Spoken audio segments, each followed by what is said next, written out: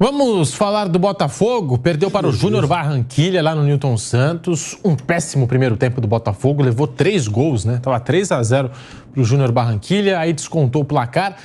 3 para o Júnior Barranquilla, 1 para o Botafogo na estreia do Fogão na Libertadores da América 2024. Bruno Prado, o que falar dessa estreia do Botafogo, Bruno? A gente esperava mais. Inclusive, hoje mais cedo, a gente conversando sobre esse jogo no Bate-Pronto, a gente colocou o Botafogo como favorito. O que aconteceu com esse Botafogo? 3 gols só no primeiro tempo. Achei até que o Júnior Barranquilla soube administrar na segunda etapa, né? Porque o Botafogo desconta 3-1 e aí ficou aquela impressão de que o Botafogo podia fazer o segundo, né? Podia, até quem sabe, jogando em casa, com a atmosfera e também pela qualidade do elenco do Botafogo, chegar a um empate no mínimo, né? Não foi o que aconteceu. Júnior Barranquilla 3, Botafogo 1 no Newton Santos. Bruno Prado. Eu acompanhei boa parte desse jogo durante o pré-jogo do Palmeiras ali, com a Lívia, com o PH. E não chegou nem perto de buscar um empate, né? Tomou 3-0, diminuiu, mas não chegou nem perto de ameaçar a vitória do Júnior Barranquilla. No bate-pronto nós apostamos no Botafogo, acho que a culpa é nossa de que insistir em apostar no Botafogo, né? Porque o Botafogo já várias vezes nos últimos tempos acabou decepcionando, né? E outra vez, como você falou, estava 3-0, tomando gols em contra-ataque, né? Aí toma gol, fica desesperado, vai marcar lá na frente, toma a bola nas costas da defesa bem adiantada. O Carlos Bacca, jogador com passagem boa no futebol europeu, no Sevilha, no Milan, enfim, fez uma ótima partida. Ele está agora no Júnior Barranquilla. E é um resultado complicado, porque esse grupo do Botafogo não é um grupo fácil. A LDU perdeu ontem, em Lima, para o Universitário, né? Esse grupo tem a LDU, Universitário, Júnior Barranquilla e Botafogo. Na teoria, todo mundo colocava o Universitário como um quarto time aí. Os times peruanos não têm feito grandes campanhas nas competições sul-americanas. E LDU, Botafogo e Júnior lutando por 2 vagas. O Universitário, na teoria, esse resultado é bom para Botafogo e Júnior, a vitória do Universitário contra a LDU. Mas o Botafogo perde em casa para um adversário direto. E o próximo jogo do Botafogo é em Quito com a LDU, né? O jogo lá na altitude, em Quito. Jogo que é sempre muito difícil. Então, para um jogo em Quito, a LDU é favorita. Se o Botafogo perde lá, fica numa situação bem difícil. O Júnior vai receber o Universitário. O Júnior tem a chance de ir a 6 pontos. A LDU, se fizer a sua parte em casa, vai a 3, deixa o Botafogo com 0. Então, é bem preocupante. E esse time fica uma preocupação também pelo lado emocional, né? Porque é um time que vem de alguns traumas e agora já estreia na Libertadores tomando uma pancada. Semana que vem já vai pressionado para um segundo jogo. Se toma uma segunda derrota, se complica muito. O novo treinador estava no estádio, o Arthur Jorge, treinador português que vem do Braga, assistiu o jogo, né? No banco ainda estava o Fábio Matias, mas foi surpreendente, assim, eu não esperava. Um 3-1, isso foi um resultado bem surpreendente. Com 3-0 seguraram, ele queria ir embora, né? Falou, não tem mais jogo e tal. Ligou pro Braga, seu Braga, não contrata o outro aí não, eu quero voltar.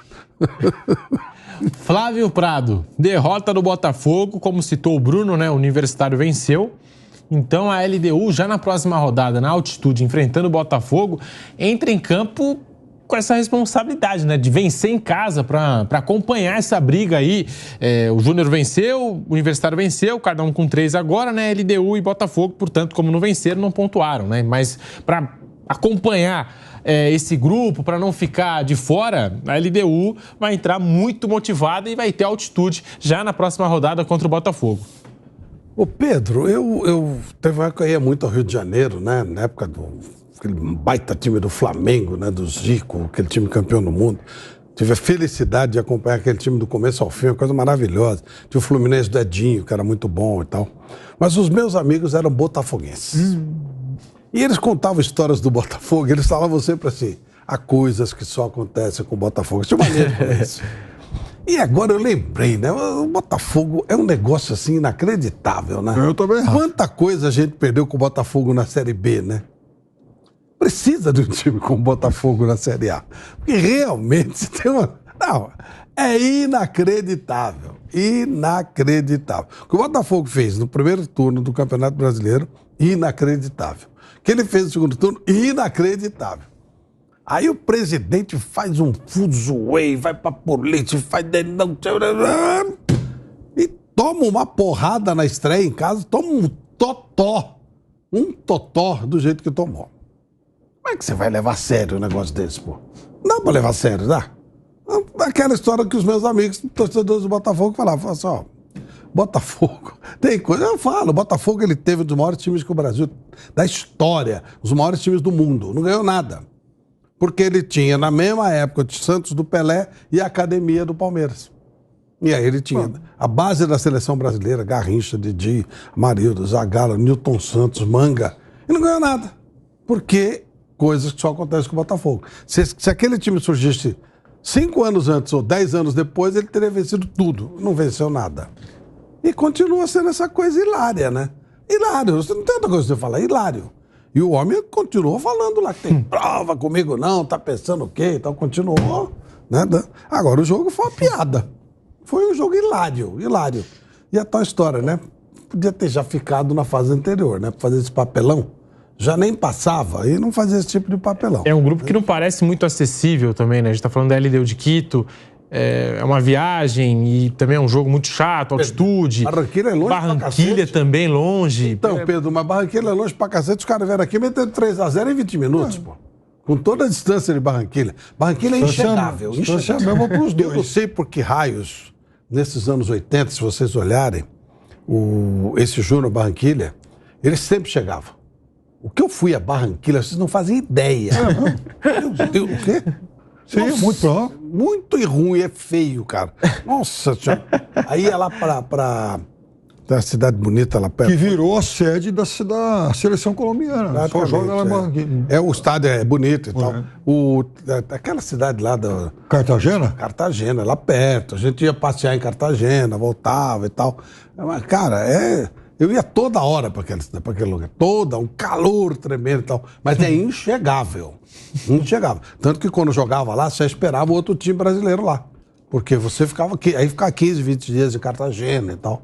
Então era cidadão de Cartagena. Né? Olha, que louco, hein? O principal hotel de Cartagena chama Hotel El Prado, e isso é verdade mesmo. Agora já não deve ser mais. Mas sabia não. toda a imprensa lá e tal, grandes papos com os jogadores do Flamengo, ficava esperando, porque o time ia e jogava, normalmente era o América de Cali e o Júnior Barranquilla.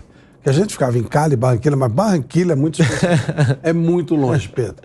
Para nós e para eles, sim, claro. Sim, falando. com certeza. Os caras chegaram aqui depois de uma viagem tremenda e fizeram o que deitaram em cima do Botafogo. Incrível. Sabe que o Garrincha jogou no Júnior Barranquilla, né? Jogou. Uma vez ou duas. Quando teve a Liga Pirata, o Heleno de Freitas. Os times brasileiros, o time brasileiro. Cada time era o Milionários, era o time argentino, tinha o time uruguaio, que era o próprio Aliança, e o time brasileiro era o time de Barranquilla. O doutor Heleno de Freitas jogou lá também. Eu tenho um catatal lá de crônicas lá do Garcia Marques, que escrevia no El Heraldo lá de Barranquilla. Ele tem uma crônica falando do doutor Heleno. Doutor Heleno e tal. Então tem uma tradição ligada ao futebol brasileiro, né? Mas é longe, velho.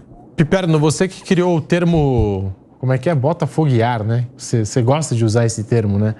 Botafogueou hoje? Não, dá pra dizer isso? Não. Eu não vou dizer que Botafogueou hoje, porque hoje a culpa foi outra hoje. A culpa hoje foi da inteligência artificial. Chegou essa conclusão.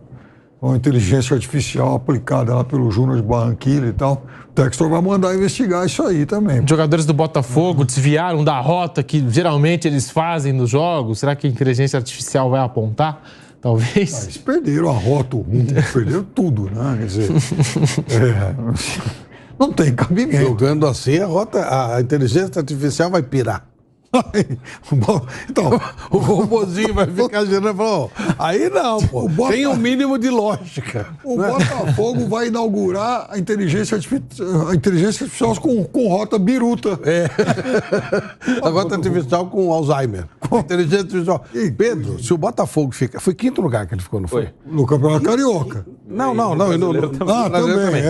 Se o Botafogo ficasse em quinto lugar no Campeonato Brasileiro, era um resultado ótimo, porque o investimento é menor e tal. Você já tira fora o Flamengo, mas o Flamengo você já tira fora e tal. Tá bom, quinto lugar tá legal. Ele ficou atrás do Palmeiras, do Flamengo, do Grêmio e do Atlético Mineiro. Começo do ano a gente não esperava o Botafogo brigando pelo título. O problema é como ele ficou em quinto lugar.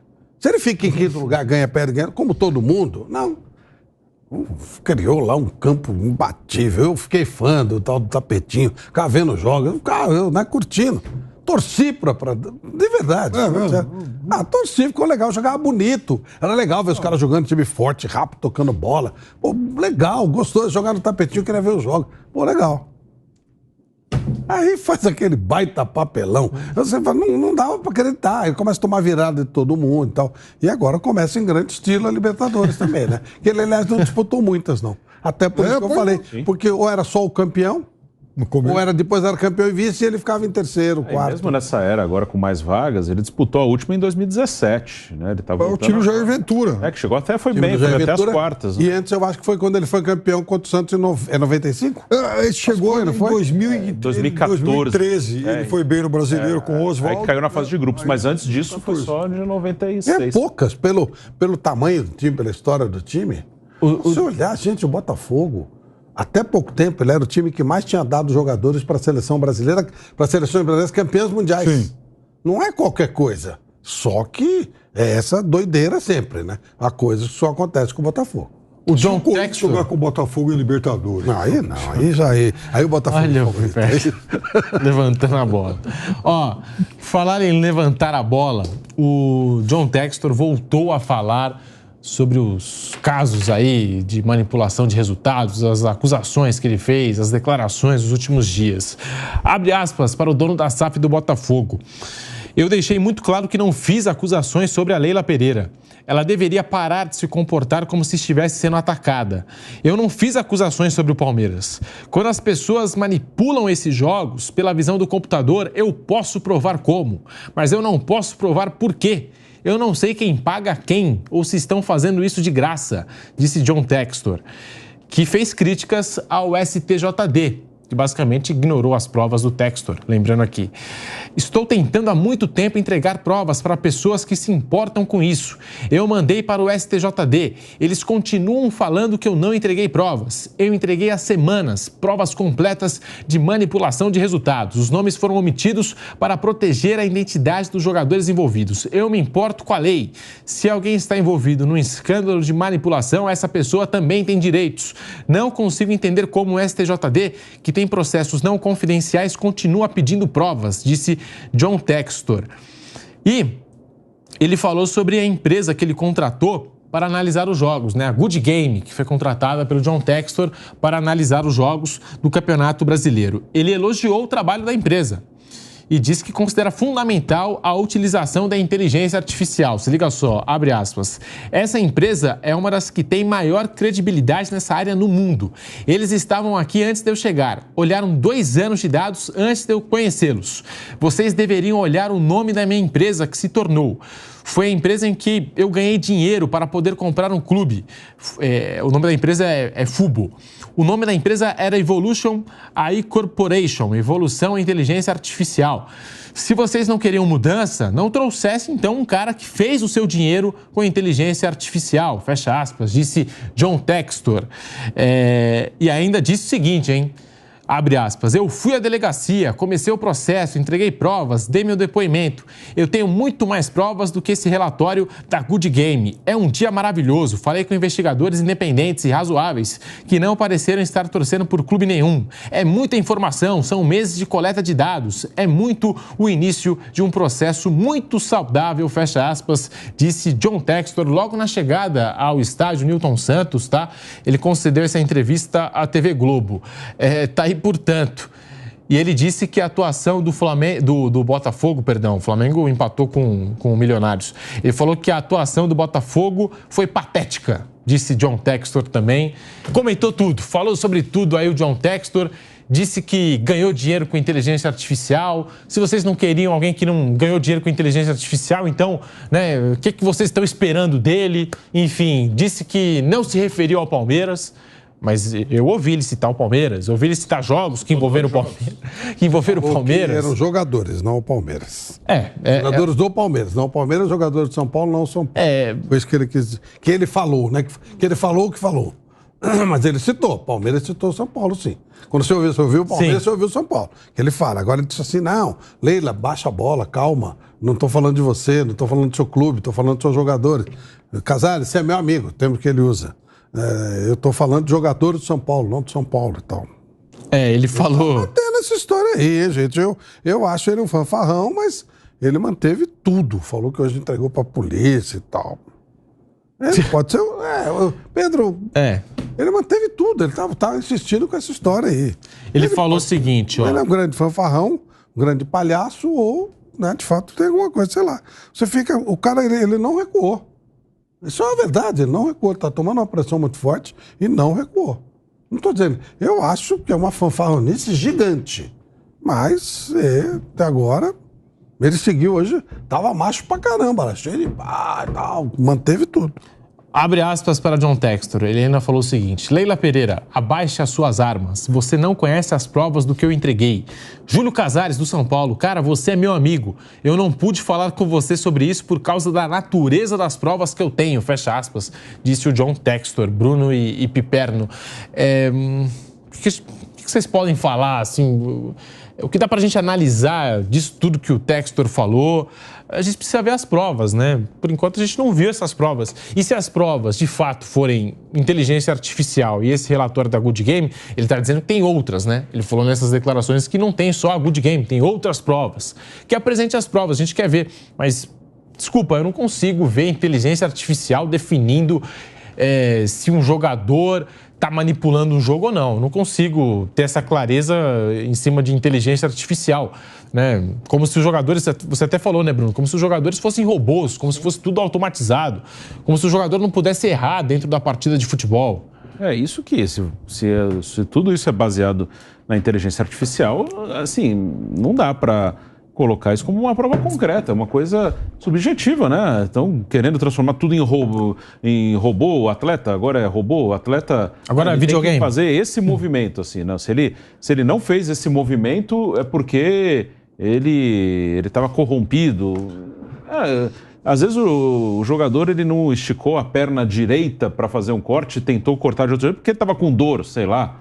Ou porque ele tomou uma decisão errada, ou ele esperava um movimento do adversário, o adversário fez outro. Não dá para você... É todo mundo robozinho, assim, não, esse tem que fazer esse movimento, porque em tantas vezes, em 10 jogadas assim, ele foi dessa maneira, por que essa foi diferente? Assim, fica uma coisa meio... Não tem como ter isso assim como uma prova.